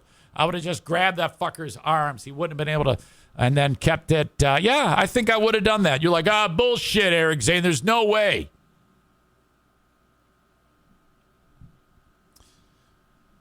Or if someone had a gun, it's being indicated, they could have very easily have shot him and said he wasn't even like worried about anybody else. Yeah, he could very easily have wound up dead. Man, that would have been terrible to shoot somebody. Fuck. What a ridiculous scenario. 12 years old. By the way, I was in rare form on Facebook yesterday with my headlines. That's why I played the Bill Simonson clip of him laughing at one of my headlines. And, you know, the thing about my headlines, I do it to get a laugh. That's the goal. And so concerning the story about the fat ass women at the graduation acting like animals, pulling hair and fighting, I would say the headline that I wrote, Hilljack heavyweight hog moms duke it out at high school graduation, is appropriate. It's a horrible way to behave. If you want to act like that, that's what you get. And then this dude, Robert Sturgeon Jr., says, your descriptions of your videos are so tasteless. I get that you're trying to get clickbait, but seriously, it's over dramatic and super cringe. So then I did some investigating, and I think I figured out why he's upset. I think it's because I described them as hillbilly heavyweight hog moms, and you see what we have going on here. I think that might have hit close to home, if you know what I mean. Yikes.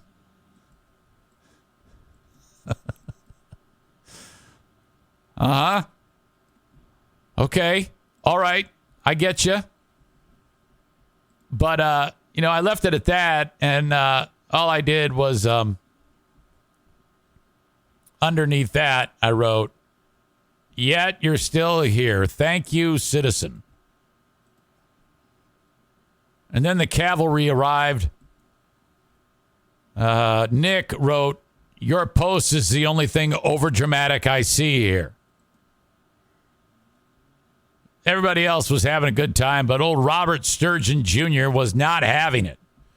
I then followed it up with the story about this piece of shit kid. Local Allegan dirt child robs gas station at gunpoint. That one did not get any traction. Nobody cared about that. I was very proud of that headline. And zero, just 2 comments. A stupid meme, which makes no sense, and some dumb comment by that guy. My God. Come on, people, lighten up. Yeah, like it's my fault that those women act like assholes and I can't crack a funny headline. Shut up. All right. Irvine's Auto Repair, Grand Rapids Hybrid, and EV. They want to hear from you. Great local business in West Michigan, servicing all makes and models, with the exception of Volkswagens. ER Vines. Irvines.com. Online. Get your car repaired there. They will not let you down. And I love the accessibility because you could drop off the car on Sunday, drop the keys in the thing. You know, a lot of places do that. And then you can pay online when the work is done and pick it up after hours. They put the keys in a drop box, or I should say lockbox. If you need to get around and your car is being worked on, they have free loaner cars. I especially love how when I take the vehicle there and say, hey, I'm having a problem with this, they go, all right, we've identified that. Here's what's wrong with it. You also need this, this, and this. And they back it up with like pictures on the email. They like take the time to show you what's up. And then you hit either the green box, yes, approve this work, or red box, I don't want this taken care of. I'll take care of this later. And then they're sending you reminders every handful of months you are scheduled for this maintenance. It's absolutely perfect. Okay? Be proactive, hands-on in the service of your automobiles, trucks, cars, whatever they may be, with special emphasis on any hybrids or EVs. They have the skill and the know-how, I can't talk, to service those vehicles. All of the dealerships call upon them to fix the cars when they can't. And that happens quite a bit because the techs at Irvine's have more expertise than at the dealerships. That's true. So reach out to my friends at Irvine's Auto Repair, Grand Rapids Hybrid and EV. They are located very strategically right in the center of Grand Rapids, 2 or 3 blocks east of 131, down a side street called Stafford. Thank you, Irvine's. Joe Martinez continues to live the good life, as I think he's working towards maybe in the somewhat near future passing the business on to his sweet son-in-laws, because I'm hearing more and more about Joe is going out like gambling. I think he kind of makes the son-in-laws work, and then he goes and gambles the profits away. I think he's becoming a degenerate gambler now. That, and he likes to hang around brothels, as he recently did a tour of Vegas casinos and houses of ill repute with his lovely better half. I think that they might be into that as a couple. Can you imagine? I'm totally kidding. Can you imagine, though, if your wife says, hey, I think you've earned a threesome. What? Yes, let's go to the bunny ranch and put some money down and buy a whore. And then, you and I can have sex with her. Wouldn't that be fun? Can you imagine that? If Diana approached me and said that, I think I would say no. I don't know, maybe I'd have to get drunk. And it would be so strange. I think it might ruin things for us. That would have to be a thing where it would be, don't think, just do it, Because the second you think about it, it's like, I don't know what to do. I think I might freak out, It's like, it's the same thing as with like donating, being a living donor of a kidney. Don't think, just do the fucking thing. So I think it's the same concept. When it comes to giving away a casino or going to a whorehouse with your wife, you can't think. You just got to do it. Okay, I just got blasted with ADHD, so I don't know where that came from.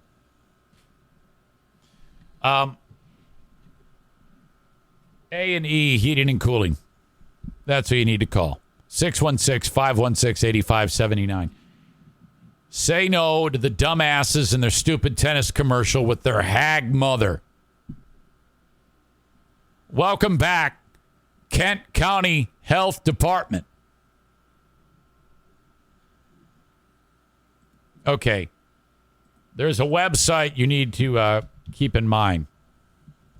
And their services go beyond Kent County. So if you are outside of Kent County, you can still utilize this for information. a second. I just pulled up the wrong website.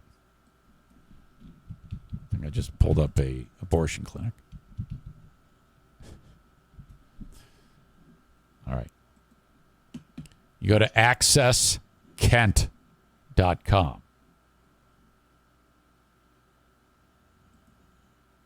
/health. Sorry, this is the first time this sponsor's been on in quite some time. Hold on a second here. /health. There it is. I'm an idiot. accesskent.com/health. WIC. Let's see. Fucking this up again.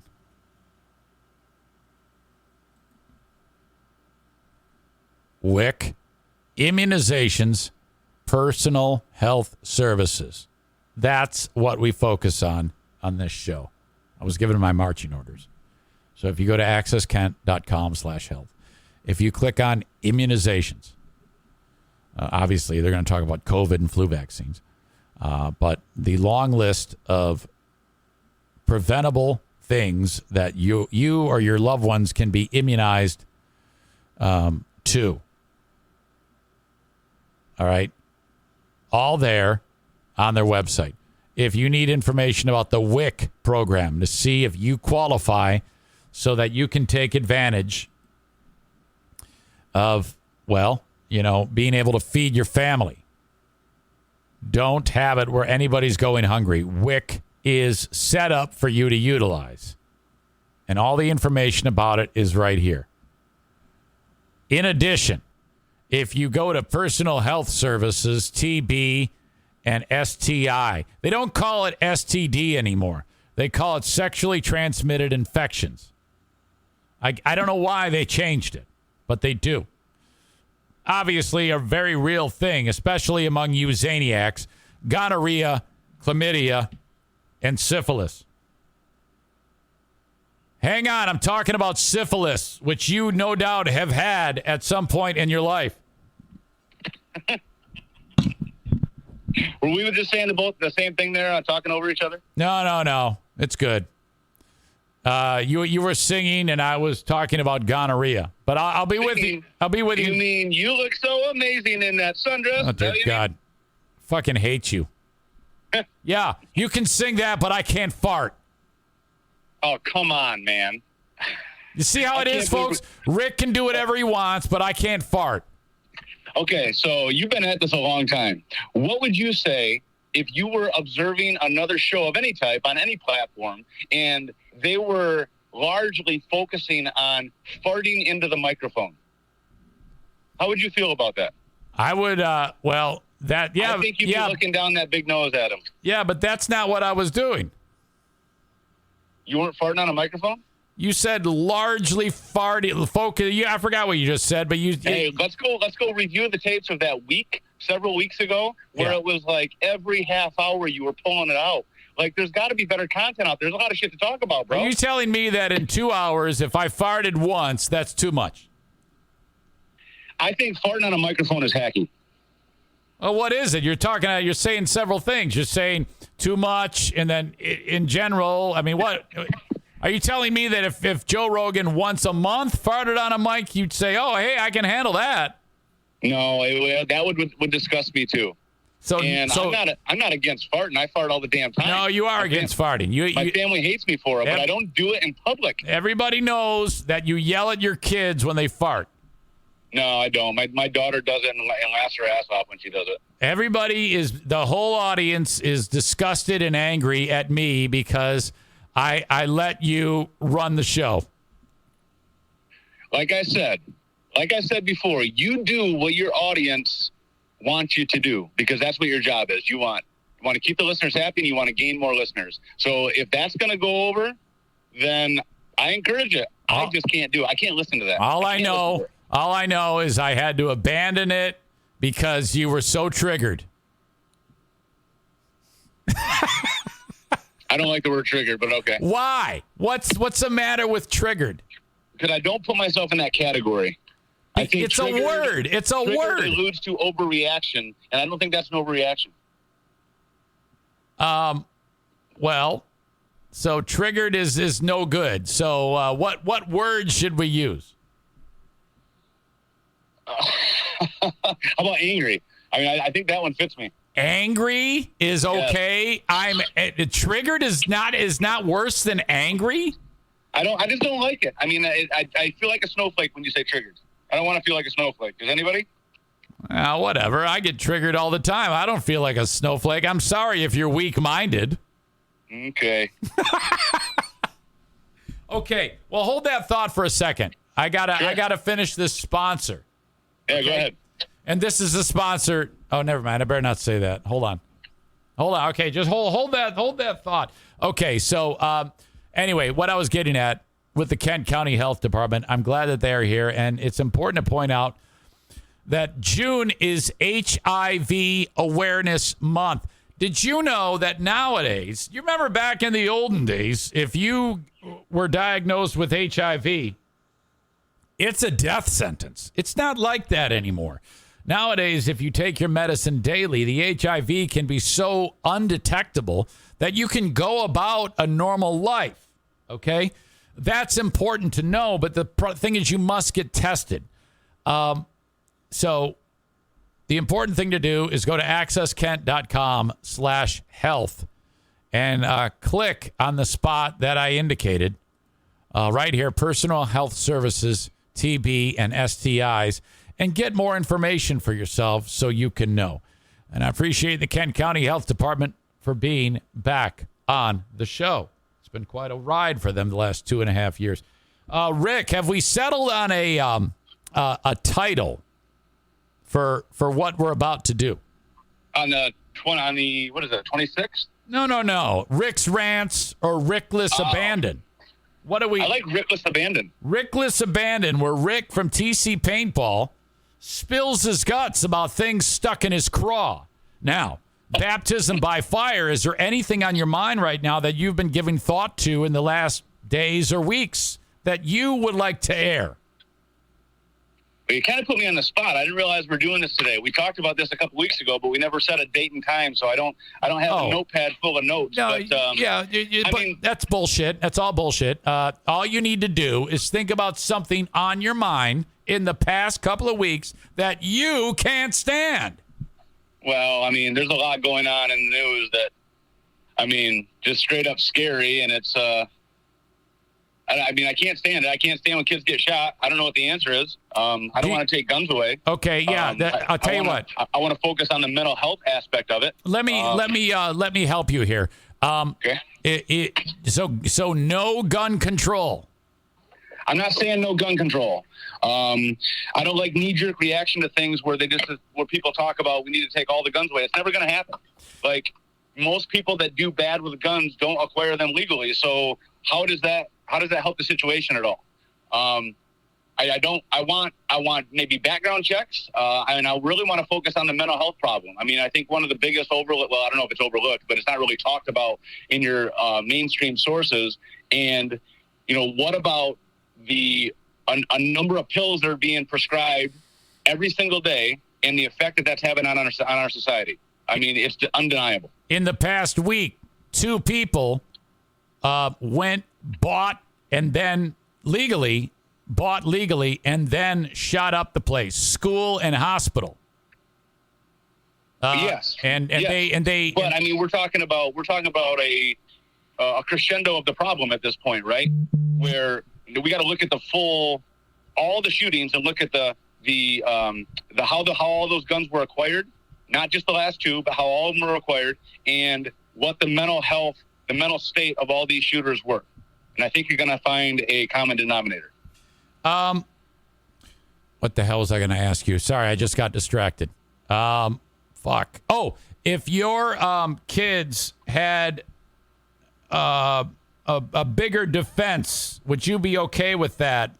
Bolstered, maybe armed guards walking around, locked down other than the front door. How would you feel about that?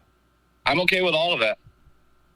I'm okay with it. I mean, you don't know who's coming next, and you don't know where it's going to happen. You know, for a while, it wasn't happening in Michigan up until this year. And then all of a sudden, that kind of hits close to home. I always classify Michigan a little different than the rest of the country because we're stuck up here on a peninsula, and we don't get some of the stuff that they get in the rest of the country, excuse me.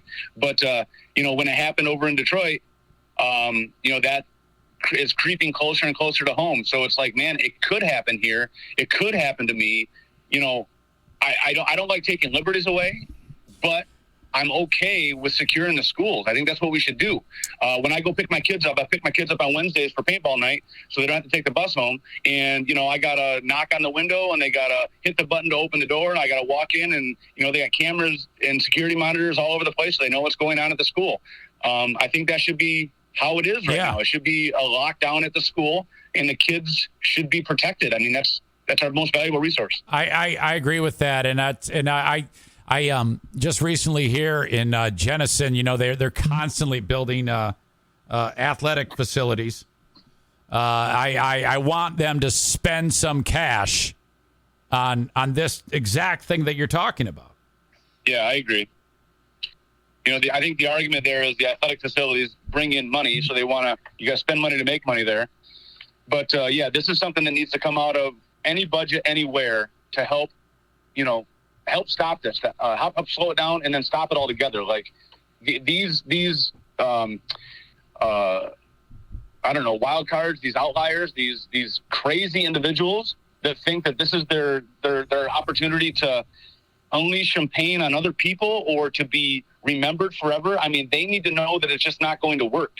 And the more often they see it work, the more copycat things we're starting to see from it. And it's fucking disgusting, man. It's disgusting. We didn't have to deal with this shit when I was a kid. I 100% want to keep my guns in my house, but we got to lock those schools down, and we got to protect those kids. Now, wasn't this easy? All I had to do was wind you up and let you go. And look what you just accomplished. That was tremendous. Yeah, but you said you wanted some, I think these are well thought out points and not just reckless abandon that you wanted. You wanted the bull in the china shop. No. And I don't have that on this subject. No. I expect this type of explanation from you on all of these things. Reckless abandon doesn't have to mean you're just telling people to suck your dick all the time. You know? Fair enough. No, I think you did. I think you are I'm not even shitting you. I make fun of you all the time because you're stupid. But I think you're really a talent. I think you've got some skills in this arena. You know, there's a lot of paintball podcasts, and I often think, you know, I have a lot to say, but I just don't think I have enough to say to start my own podcast. So I appreciate your perspective there. No, I will help you dispel that myth. You have enough game. I believe. Well, I hope this goes well. Then I hope it's something that we can continue. Well, yeah. The goal is people are either going to. This is always the goal when this is happening. Either right on or that guy's fucking nuts. Okay, if you get both of those, that's a keeper. But if you get someone that goes, I barely remember, then that sucks dick. Well, I mean, on the comments, I think I am getting both those right now. You probably will. And that's a winner. Chris says, rest in peace, Fart Mike. We all know it's all your fault, Rick. So we're just going to have to take it for what it's worth. Maybe there should be another Patreon feature where you really focus on Double Fart Mike. And then you know it's coming. If you want to hear it, you log in and you listen. And if you don't, you don't. Do I, when was the last time I marched into TC Paintball and said, this is how you need to run your business? Well, you have opinions all the time about it. I have never, ever done what just happened a second ago. Never. How dare you? You know, the fact that I got resistance on this is funny. It's funny. I'm surprised, and maybe there is, and I just didn't notice. I'm surprised there's not a Reddit thread talking about your hacky ass Devil Fart Mike. I'm surprised that doesn't exist. Maybe it does. Look, hey. I'm wondering what type of off the mic conversations your old show is having about that. Oh, can you see? Did you see he's reverting to farting in his fucking microphone? That's a low blow. That in itself would be enough reason for me not to want to do it if I were you. That's a low blow in your bag of tricks right there. I don't think it is. I think it. Yeah, sure it is. It's okay. It's all right. I can take that. I am not triggered. Okay. So full day of activity at TC Paintball. The weather's going to be fantastic. Did you just, Absolutely. Yeah, it's going to be a good weekend. Just drop the phone or something? Yes. Oh, all right. Yeah, it's going to be a good weekend. So you got people booked for Saturday. Is there any openings? We do have some openings Saturday. Obviously, we've talked about it before. Saturdays are really busy for us. They fill the capacity. I think I have a couple of time slots available. But you got to call ahead to make sure because, we don't want a group walking in when we had another group scheduled and it turns into a big wait period for both those groups. Most of you guys have stood at my counter and realized it's kind of a process to get checked in. So calling ahead, making a reservation, finding out if we have availability. Not just Saturday. We recommend that on all days, but some days you can sneak in when we don't have everything fully booked like we do normally on Saturdays. Any vacation plans for you, Rick? Oh, what's a vacation, right? I mean, I travel a lot, but it's not really vacation. My family and I last fall purchased a place at Sandy Pines down south of town, and we've been trying to spend every weekend that I don't have fully booked down there and kind of enjoying the water and enjoying the that they have for the kids and stuff. Excitement. Are the gas prices keeping you from? Are they starting to shut things down because we have $5 a gallon? How about that? Isn't that awesome? Yeah, I mean, I remember in 2005, 2006 when they went to $3 a gallon, and that really hurt my business. I mean, I felt that. I mean, obviously we're not a necessity, we're a luxury. So people can say no to paintball pretty easily when they got to worry about other things. It's something like that's got to be coming if the gas prices don't turn around. I mean, but so far, knock on wood, it's been really good. I mean, people have been booking parties and booking groups and, attending my events and doing all those things. So I haven't felt it yet. But I mean, if it continues this way, we're all going to feel it. Are you of the belief that Joe Biden is to blame for the gas price? I don't think he's helping things, but I think there's a lot of factors that go into that. So I'm not an expert on that, and I don't want to pretend to be, and I don't want to have an opinion on things that I'm not an expert on because I'm just talking out my ass then. I'm not a Joe Biden fan, but I don't know if we can completely blame him for this situation. That sounds very wise. I never let what I don't know get in my way of what I'm talking about, though. So that's what we love about you. You are more wise than I am. That's true. We're just doling out the compliments now. Yep. Okay. Well, I want you to have a great weekend, and thank you for joining me on the spot like that. That is not easy. Yeah. Are we going to do it on Fridays or what? Do we know? Maybe we should, if it's okay with you. Yeah. The only conflict is the weekends that I travel and stuff. A lot of time I'm out of here by now.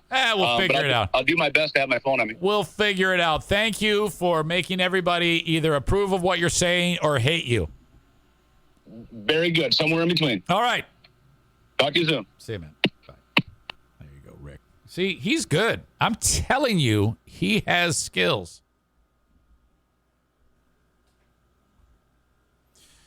Check a baby, check a baby, check a baby, baby. All right. Where was I? I have tickets available for Saturday's West Michigan Ironmen football game. To the first person who emails me, Eric@ericzaneshow.com. You're sitting in like this box. There'll be 4 other people there with you. I can even break them up. If just email me. Subject line, how many tickets you need. 4 tickets. I've got 6 available. You'll be sitting with other Zaniacs. Terry and his lovely family will be there. The beer is cold. The beer is cheap. The action is incredible. You might see someone get paralyzed. Holy shit. The Ironmen are taking on the only other team that's been able to beat them in the past 3 years. I think they're called the Carolina Predators, which I always cringe when I hear that name. predators because I think of my old radio partner for 1 week on BBL. Pedophile. Anyway, reach out to me, Eric at ericzaneshow.com, if you want to attend the freaking football game. Now, if you're listening to the audio podcast, by the time you get this, they probably will be gone, but maybe not. Maybe not. And I'm also going to award the Berlin Raceway tickets. Thank you to them for providing those. Please get yourself an Eric Zane Show podcast t-shirt. Go to my website, Eric at ericzaneshow.com, and check out the different styles. Bennett Flooring Installation did a hell of a job installing the flooring in the basement. Thank you, guys. 616-318-0167. They do an incredible job. The cheapest, most affordable way to have the flooring installed perfectly. I suggest doing most of the work yourself in terms of getting the room ready, ripping out the old stuff, removing the trim if need be, and getting that ready to go. And then they show up, they measure the room, they go, this is how much it's going to cost for everything to be installed. It's no muss, no fuss. They're not going to try to upsell you anything. They can put any type of flooring down: ceramic, hardwood, vinyl plank, tile. They can even redo your bathroom too, which may be coming with Bennett Flooring Installation, because I suspect that my pal Kyle is going to get fired by the Queen of the Forest. She's had it. She's like, if you can't be here every day, you're out. She's a ball breaker, man. I'm telling you. Call Bennett, 616-318-0167.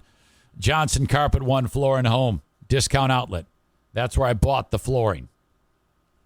34 boxes of flooring. God, were those heavy. I had to take them from the truck, from the embellisher, and put them on my shoulder and walk them down the steps. That was a bitch. But again, I did all that work myself so that Bennett didn't have to do it. Buy the flooring there. Mention my name. Save 10%. The discount is already deep because they have so much flooring there to sell at the discount outlet. The main store is down the street where all the rich people go. But you and I, we go to the discount outlet. Everything is cheaper at Johnson's Carpet One Floor and Home Discount Outlet. It is run by the immortal Kent, drop the E, add a U.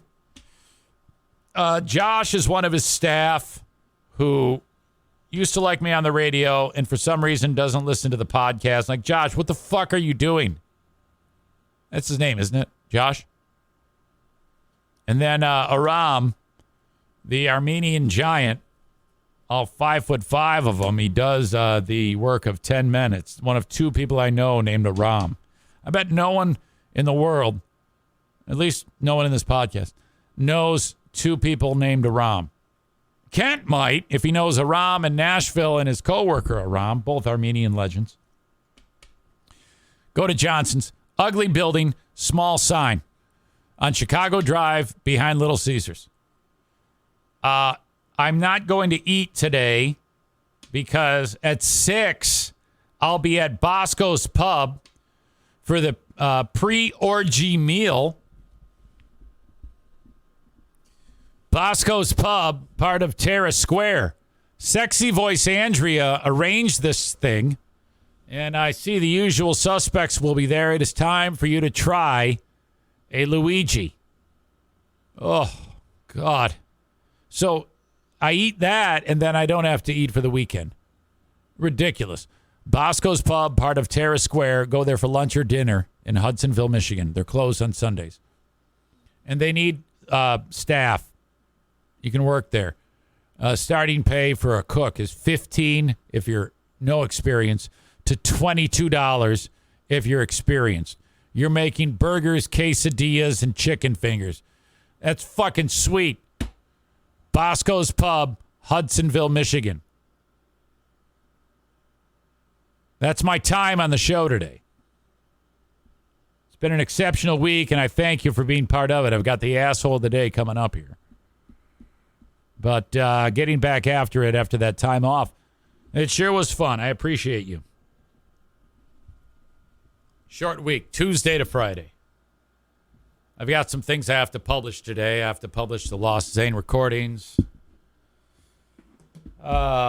Radio Behind the Curtain. I'll publish that for you on Patreon.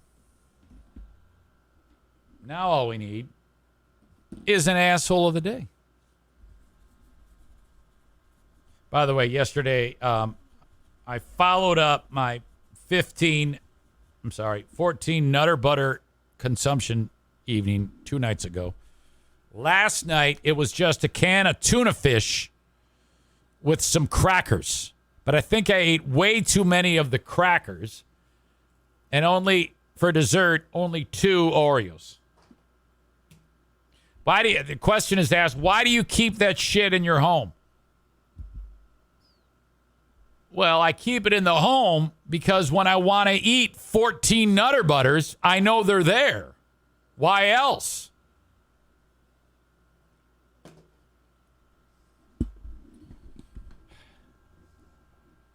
Going on 18 weeks till the marathon, half marathon against Mike Ball. Nobody thinks I'm going to win this. Everyone thinks I'm going to get hammered. We talked about gas prices today, $4.99 locally. We talked about the Ben and Eric Patreon podcast last night. We talked about the Oklahoma gunman. President spoke yesterday. Said, for God's sake, do something. Talked about the sperm doctor. Talked about the 12-year-old robbery suspect. I think we have a winner.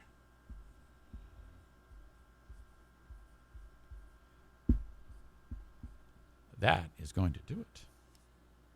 12-year-old asshole whose name is not being, I hate that, whose name is being withheld because of his age. Yeah, bullshit. They should announce his age and they should announce his name, I should say. We're not announcing his name because of he's a minor. That should change. You should show where he lives, who his parents are, what school he goes to, so we can all harass him. Never before has someone deserved to be bullied. I hope he's getting bullied hard while he's in the juvenile detention facility, you stupid little fuck. All right. That is it. The show is in the books. We will talk to you on the Patreon. Join me, won't you? Patreon.com/Eric Zane. I'll talk to you there. Have a good one, folks. Till next time. Bye-bye.